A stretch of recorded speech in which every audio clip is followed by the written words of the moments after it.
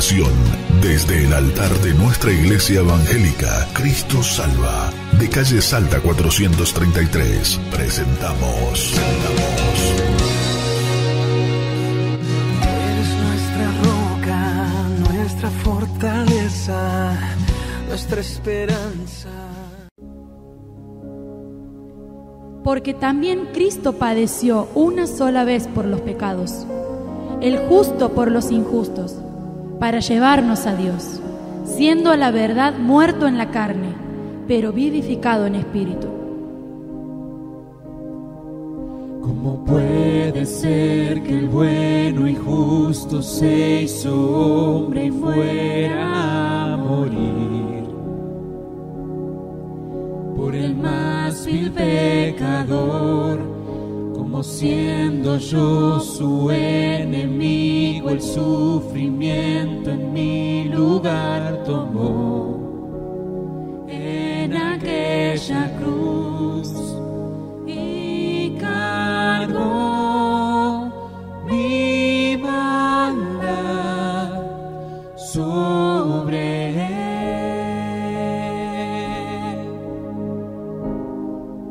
Su rectitud por la fe mía es.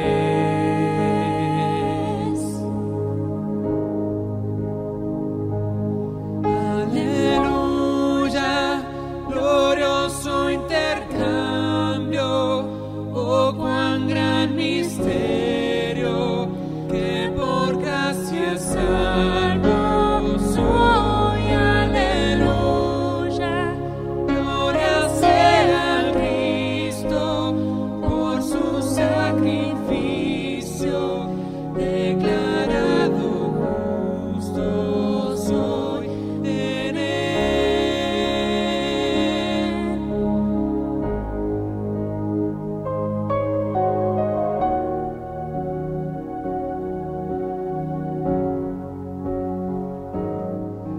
¿Cómo es posible que en Jesús, como a su Hijo, Él me recibió y su nombre llevó hoy, su perfecta vida de obediencia al Padre, al yo creer Él me otorgó y perdón me dio?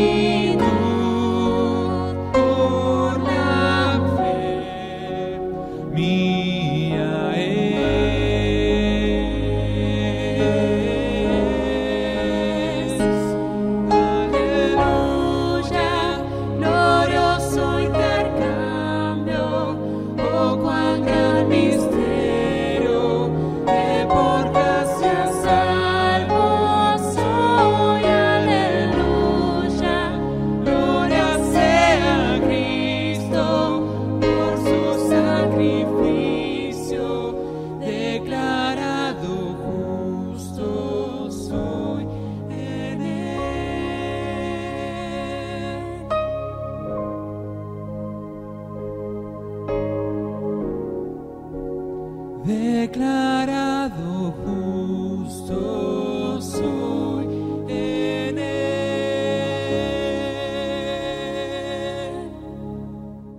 Muy buenas noches, queridos amigos y hermanos que día tras día, que domingo a domingo, por la gracia del Señor, nos acompañan a través de Radio de la Fe. Para nosotros siempre es un gusto conversar con ustedes y transmitirles y llevarles a su hogar la buena noticia, la palabra de Dios que calma, que colma y que satisface nuestros corazones. Ustedes saben que las cartas del apóstol Pablo, las cartas de los apóstoles, han constituido una forma de revelación de Dios. Si uno lee la palabra de Dios y uno ve la historia, vamos a ver que Dios se ha revelado de muchas maneras. Dice Hebreo que Dios, habiendo hablado muchas veces por los padres y por los profetas, ahora nos ha hablado por el Hijo, a quien ha constituido heredero del todo. Pero si usted ve la historia, vamos a ver que Dios habló, se reveló a su pueblo a través de la ley, por ejemplo. Y de esto dan cuenta los 5 primeros libros de la palabra de Dios, en lo que denominamos la ley de Moisés o el Pentateuco. Y vamos a ver Génesis, Éxodo, Levítico, Números, Deuteronomio. Pero también Dios ha hablado, o se ha manifestado, se ha revelado a través de la historia. Prueba de ello son los libros de los jueces de Israel, los libros de la historia de los reyes, el primer y segundo libro de los reyes, el primer y segundo libro de las crónicas de los reyes. Si usted quiere la poesía, también busquen el Salmos y busquen los Proverbios, y vamos a ver que allí David y Salomón están escribiendo de manera poética la revelación de Dios a su pueblo. También Dios ha hablado a través de sus profetas, menores y mayores en el Antiguo Testamento. Y usted va a leer así, por ejemplo, el libro de Isaías, el libro de Jeremías, el libro de Daniel, de Amós, de Ageo, de Habacuc, de Nahum, de Joel, de Miqueas, de Zacarías, de Malaquías, y termina el Antiguo Testamento con el libro de Malaquías. Ahora, también Dios nos ha dejado los 4 documentos maravillosos que constituyen el Evangelio, los 4 Evangelios. Y allí se ha revelado Dios de una manera viviente a través de su Hijo. Y para terminar este raconto, uno podría decir también que Dios ha hablado a través de las epístolas o de las cartas de los apóstoles a iglesias y a personas. Yo en esta noche quiero conversar con ustedes y quiero invitarlos a que juntos leamos una carta escrita de la mano del apóstol Pablo a una persona muy influyente en su momento, que fue Filemón. Filemón fue una persona muy rica, acaudalada, que vivía en Colosas, lo que hoy es Turquía. No hay vestigios de Colosas, está todo destruido, pero podríamos decir que allí Filemón conoce el Evangelio a través de Pablo. Pablo lleva a Filemón a la presencia del mismo Señor Jesucristo, le habla de su muerte y le habla de su resurrección, y allí Filemón abraza la fe y obviamente se constituye para Pablo en una persona muy querida. Ahora bien, la carta que vamos a leer en esta noche, tanto ustedes como yo, la vamos a ver cómo Pablo escribe, como dicen los españoles, de tú a tú. Yo creo que Pablo no quiso o no imaginó que esta carta hubiese estado en el canon bíblico. Sin embargo, la carta está en el canon bíblico, está guiada por Dios, porque vamos a ver en el único capítulo que tiene, en los versos 15, 16 y 17, la imputación del pago de la deuda en la persona de nuestro Señor Jesucristo. Y vamos a ver también cómo se repite lo que Pablo escribe, o cómo se repitió en la cruz, donde el Señor Jesús murió por usted y por mí. Hay 2 frases que campean toda la epístola o la carta de Pablo hacia Filemón. Una de las frases es: recíbelo como a mí mismo. Pablo le va a decir en 2 oportunidades a Filemón, porque habla de un esclavo, y vamos a aclarar quién es ese esclavo, que Pablo lo está enviando nuevamente a la presencia de Filemón y le dice: Filemón, recibe a este esclavo, que se llamaba Onésimo, como a mí mismo. Pero hay otra frase muy importante y que es el centro del mensaje de esta noche y que tiene el título del mensaje de esta noche, y esa frase es: ponlo en mi cuenta. Esto dijo el Señor en el momento mismo que entregó su espíritu y murió por usted, por mí, en la cruz. Estaba refiriendo a su Padre y le decía: pon en mi cuenta la deuda de Pedro, la deuda de Juan, la deuda de María, la deuda de todos los hombres y de toda la humanidad que él llevó sobre sus hombros para morir en esa vergonzante cruz. Ahora, no podemos comenzar a leer la carta sin antes explicar algo del contexto que en ese momento vivía Pablo y que escribía hacia Filemón. La carta tiene un destinatario que es Filemón y tiene un objetivo que es presentarle o enviarle nuevamente al esclavo Onésimo. En ese momento la esclavitud estaba en boga en el Imperio Romano. De 120 millones de personas que formaban todo el Imperio Romano, 60 millones eran esclavos. Ahora, yo quiero que usted tenga una idea. La mitad de la población era esclava del Imperio de Roma. El esclavo era una cosa, era un objeto. El esclavo podía ser vendido, podía ser canjeado, nada importaba de la vida del esclavo, por supuesto, salvo como una mercancía o como un objeto que podía ser vendido, podía ser conservado, podía ser objeto del trueque, o directamente podía ser sacrificado a propia o bajo la propia voluntad del amo. Ese era el esclavo que bajo el derecho romano no tenía, y perdón la redundancia, ningún derecho. Era considerado como un objeto y como una cosa susceptible de apropiación. Ahora, Onésimo, como todo esclavo, hace lo que todo esclavo hace. Cuando pudo, se escapa. Y él se escapa de Filemón, que era su amo, y se escapa desde Turquía y recorre todo Asia Menor hacia Roma, hacia la gran ciudad. Y él piensa, estando en Roma, que es verdaderamente libre, pero allí se da cuenta que no obstante su libertad física, todavía seguía siendo esclavo desde el punto de vista espiritual. Y en ese interrogante, vagando por las calles de Roma, ese esclavo fugitivo escucha la palabra de una persona que estaba encadenada, y esa persona era verdaderamente libre. Esa persona era Pablo, que estaba predicando el Evangelio. Pablo estaba en Roma no por casualidad, sino cumpliendo la voluntad de nuestro Señor, como vamos a ver más adelante. Ahora, en ese momento, Onésimo siente curiosidad y seguramente pudo haber pensado, ¿cómo yo siendo libre sigo siendo esclavo? Y cómo esta persona que está atada, que está amordazada, que está bajo cadenas, es verdaderamente libre. ¿De qué libertad me está hablando? Y allí queda Onésimo con esa curiosidad y espera que la gente se disipe luego del mensaje de Pablo y queda, digamos, en un argentinismo, si ustedes me perdonan, mano a mano con Pablo. Y en ese mano a mano, Pablo lo trae al conocimiento de la verdad. Pablo le predica de Cristo y de este crucificado. Y Onésimo abraza la fe cristiana y en ese momento cambia radicalmente su vida.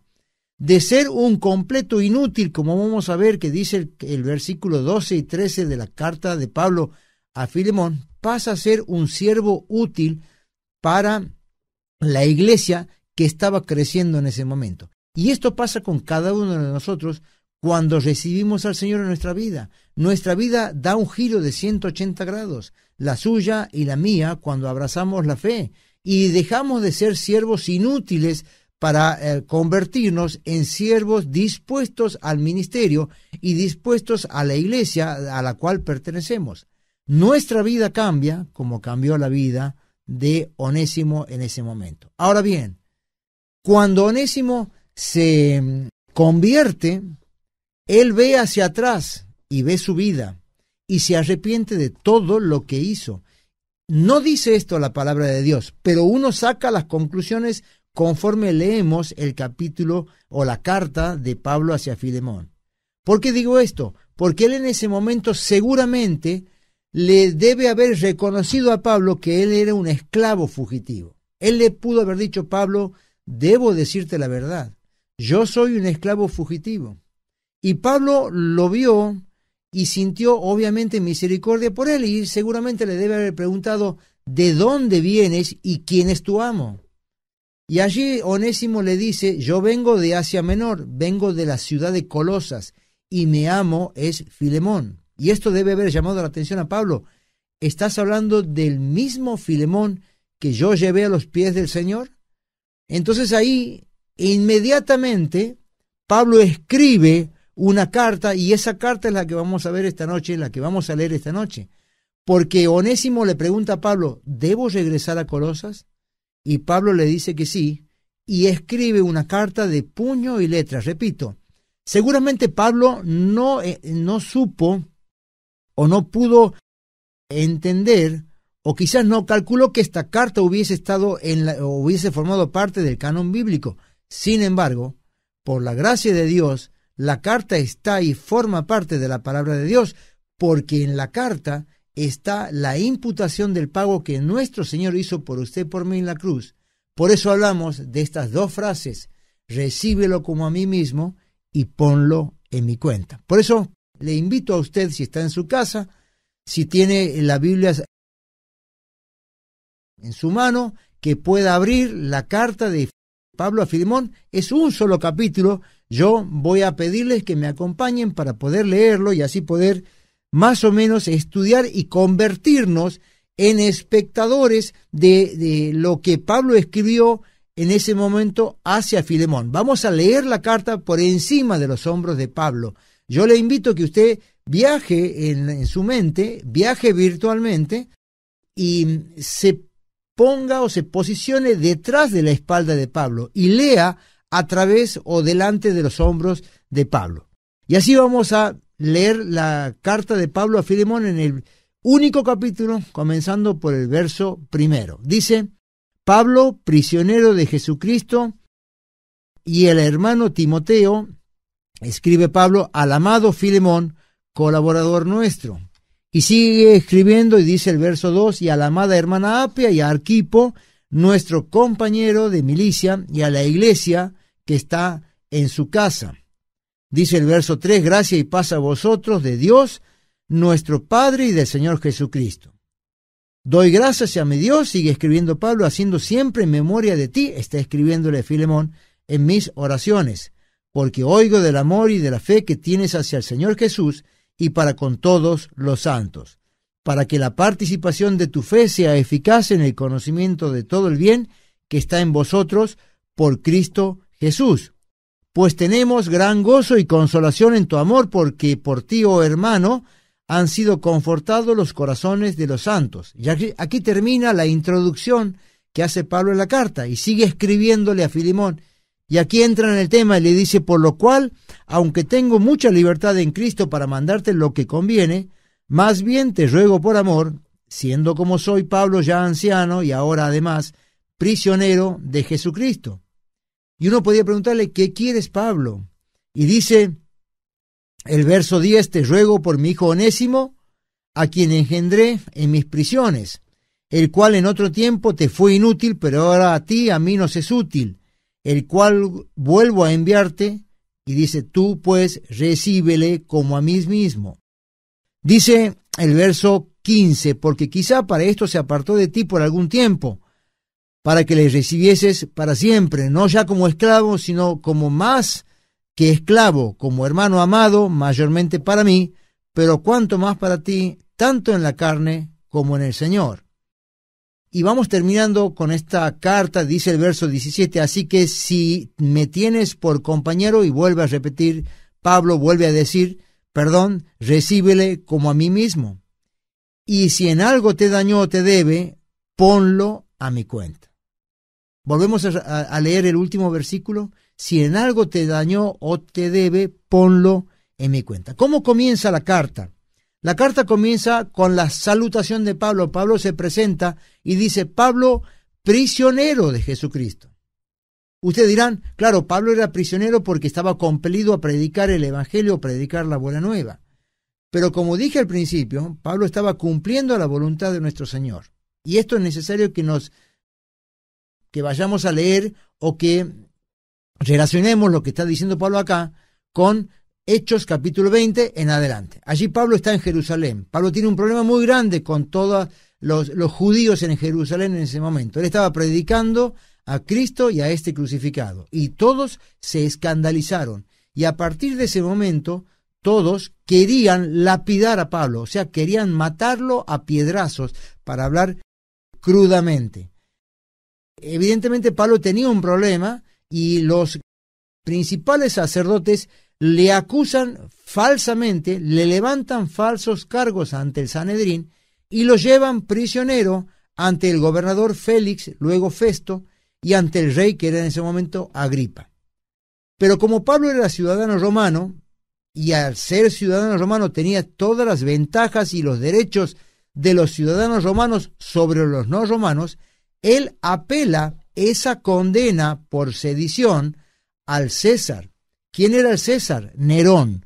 ¿Dónde estaba el César? En Roma. Y allí Pablo va hacia Roma. Ahora, toda la gente estaba enardecida con Pablo y estaban a punto de matarlo, a punto tal que el gobernador lo toma prisionero para salvarle la vida. Y en esa noche, Pablo, sufriendo toda esta presión del pueblo, esa noche el Señor se le aparece en sueños y le dice: no temas, Pablo, o dicho de otra manera, ten ánimo, porque me es necesario que comparezcas en Roma para predicar el Evangelio. ¿Qué quería el Señor? Expandir su buena noticia hacia Roma desde Asia. Y allí va Pablo, se embarca en la nave, y esto hemos hablado en algún momento con ustedes, Hechos capítulo 25, la nave sufre una tormenta muy grande, un huracán, un tsunami en el mar.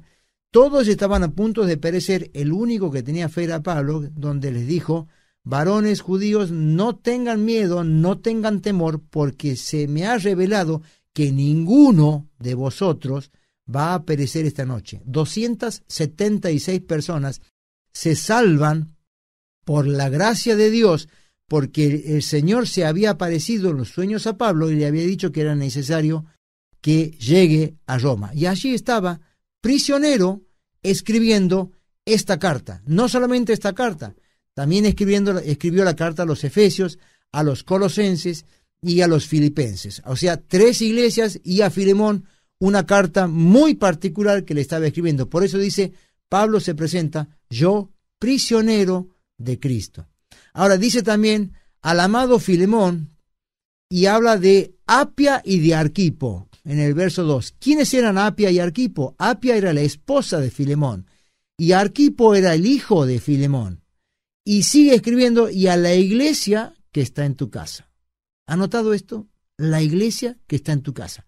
En ese momento, muchos se detenían a ver las grandes iglesias, los grandes templos paganos, los grandes adornos y paredes, y pensaban que allí estaban los dioses que ellos seguían.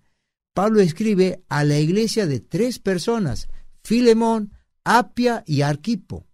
Querido amigo y querido hermano, la iglesia del Señor somos tú y yo. Dice Mateo 18, el Señor dijo: donde 2 o 3 están congregados en mi nombre, allí en el medio estoy yo.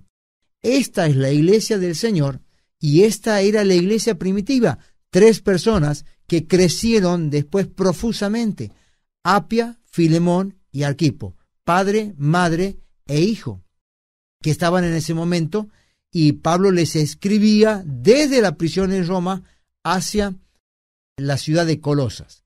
Ahora sigue diciendo en el verso 4, dice: porque oigo del amor y de la fe que tienes hacia el Señor Jesús y para con todos los santos, para que la participación de tu fe sea eficaz en el conocimiento de todo esto, y tenemos gran gozo y consolación en tu amor, porque en ti, oh hermano, han sido confortados los corazones.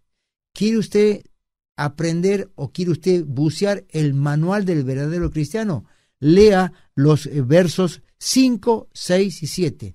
Habla de la fe que tenía Filemón. Por eso dice Pablo: yo no dejo de hacer oraciones por ti. ¿Quiere usted saber todos los propósitos de la oración de Pablo? Allí estaba Filemón. Y esto es importante tanto para usted como para mí. Nosotros debemos conversar con Dios. Dios quiere que conversemos con Él. Y la única forma de conversar con Dios es ejercitando la oración. Dice Santiago capítulo 5, la oración del justo es eficaz y puede mucho. En estos momentos de pandemia, en los momentos de gozo, en todo momento, Dios quiere que conversemos con Él, así como Pablo estaba orando en el verso 4 del capítulo o de la carta a Filemón. Pero también dice: yo conozco de tu amor y de tu fe. Amor y fe, virtudes de todo cristiano. Y dice esa fe participativa. ¿Qué significa esto? Que Filemón compartía la fe con todos. Y es lo que el Señor quiere que usted y que yo hagamos una vez que lo hemos aceptado como nuestro Salvador personal y que formamos parte de esta iglesia o de la iglesia. Que compartamos la fe con aquellos que no tienen fe o con aquellos en donde la fe está menguando, no para sentirnos superiores, sino para compartir la fe de aquel que vino a morir por cada uno de nosotros. Siempre es necesario compartir la fe. Y para que nuestro carácter no sea fluctuante, no podemos tener una fe dentro de la iglesia y una fe fuera de ella distinta. Es la misma y única fe que nos mueve a compartirla. Pero no solamente fe, amor y compartir esa fe, sino también confortar a los que necesitan de este tema. Confortar de los que necesitan apoyo. Dice la palabra de Dios que tenemos que llorar con los que lloran. Tenemos que estar al lado, utilizando palabras que los mueva consuelo o palabras de consolación, para que podamos expresar nuestro verdadero carácter cristiano. Por eso Pablo estaba diciéndole todas estas virtudes o resaltando las virtudes de Filemón. Y de esto nosotros podemos concluir en esta primera parte, observando cuán caro era el sentimiento de Pablo, Filemón, este noble que vivía en Colosas. Y comienza Pablo luego en el verso 8, 9 y 10 ya a dejar explicitado el propósito de la carta, que era justamente devolverle a Onésimo aquel siervo inútil que se había escapado.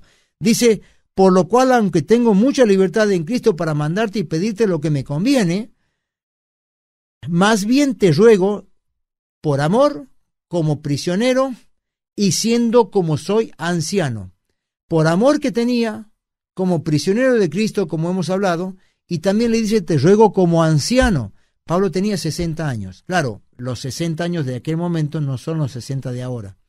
Obviamente Pablo tenía muchas batallas que ya había vivido y sufrido, y había escrito, todo lo puedo en Cristo que me fortalece. También había dicho, sé contentarme conforme a lo que tengo, cuando tengo mucho o cuando tengo poco, porque todo lo puedo en aquel que era el Señor que me fortalece.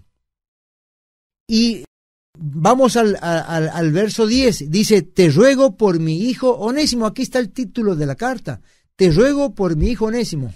¿Sabe usted qué quiere decir Onésimo? ¿Cuál es la traducción? Onésimo es sinónimo de útil. Hasta quien no conoció al Señor Jesús, Onésimo era un siervo inútil. A partir de ese momento, Pablo dice, antes era inútil, ahora a ti y a mí nos es útil para la causa. Y dice, yo hubiese querido retenerlo, pero ahora te lo envío a ti. Y dice, recíbelo como a mí mismo. Recíbelo como a mí mismo. El Señor Jesús, cuando estaba por entregar su espíritu, 2 malhechores acompañaban al Señor en esas 3 cruces que imaginariamente nosotros conocemos. Uno a la izquierda, otro a la derecha, el Señor en el medio. Esto es una figura de dicción que tenían los romanos. Cuando los romanos querían resaltar a una persona en su importancia, de 3, el del medio era el que mayor importancia o mayor gravedad tenía. De los 3 crucificados, el Señor estaba en el medio, porque para los romanos era el que mayor enjundia o mayor importancia tenía en ese momento, o mayor importancia tenía su muerte y su crucifixión. Ahora, uno de los malhechores insultaba al Señor, o insultaba a Dios. El otro, escuchando los insultos y clamando a viva voz, le dijo, ni aún temes a Dios, estando en la misma condenación.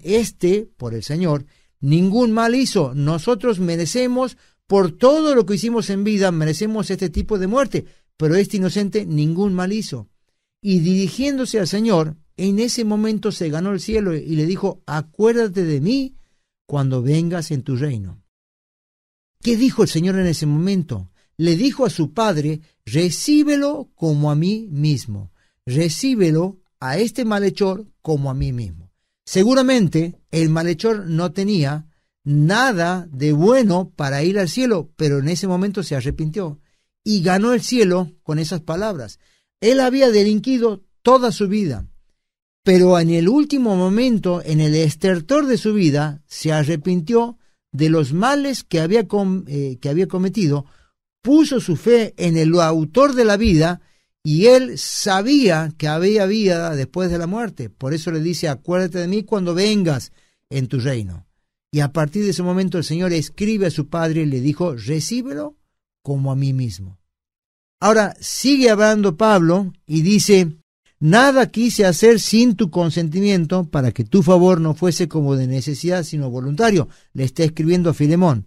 Dice, porque quizá para esto se apartó Onésimo de ti, para esto huyó, para que vuelva, y para que vuelva no ya como esclavo, dice el verso 16, sino como más que esclavo, dice como hermano amado, mayormente para ti como para mí, en la carne y en el espíritu.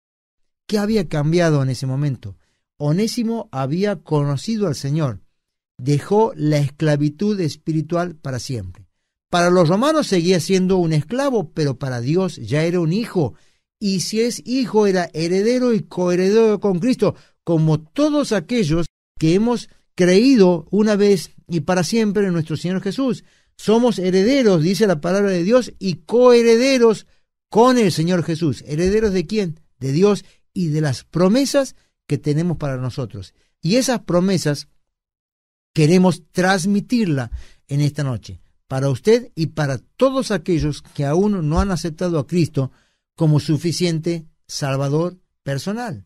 Allí está Onésimo, antes un siervo inútil, ahora Pablo le pide a Filemón, recíbelo, no ya como un esclavo, ya es un hombre libre en Dios, porque ha creído en los méritos de nuestro Señor Jesús, que vino a este mundo, murió y resucitó, cargando todos los pecados de la humanidad en su espalda, y diciéndole al Señor en el mismo momento de la cruz, recibe a todos como a mí mismo me vas a recibir.